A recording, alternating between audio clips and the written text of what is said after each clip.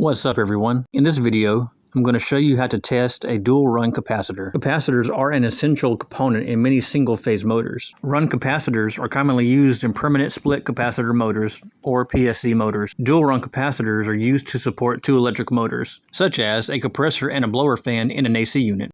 While you can see most external failures, some failures are internal and cannot be seen, such as the one that we're about to test. You'll need to discharge any stored electrical energy before testing. To do that, use a screwdriver with an insulated handle and apply the metal shaft of the screwdriver to common to Herm, and then from common to fan to discharge the capacitor. Do not use a screwdriver with a metal handle. If your capacitor is still on your condenser, make sure that you have turned off your AC unit properly, turning off the breaker that goes to the AC, and remove the fuse block from the AC disconnect box near the condenser. I find it easiest to use needle nose pliers to remove the wires from the capacitor. The working voltage rating will usually be printed near the top of the label and have the letters VAC after it.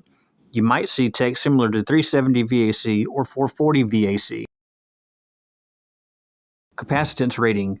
This will usually be printed underneath the voltage rating and will have the letters UF or MFD for microfarad. So we have three terminals on top of our capacitor: C for common, fan, and Herm for hermetically sealed compressor.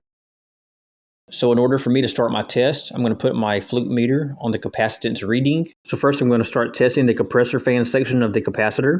So I'm going to put one multimeter probe on C and the other one on Herm, and I have nothing. Then next I'm going to test the condenser fan section of the capacitor.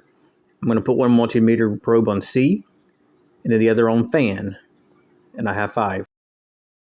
So on both of your capacitance readings, the 80 and the 5, if it is plus or minus 6% over or under, then it is bad and it will need to be replaced. So in this case, this dual run capacitor will need to be replaced.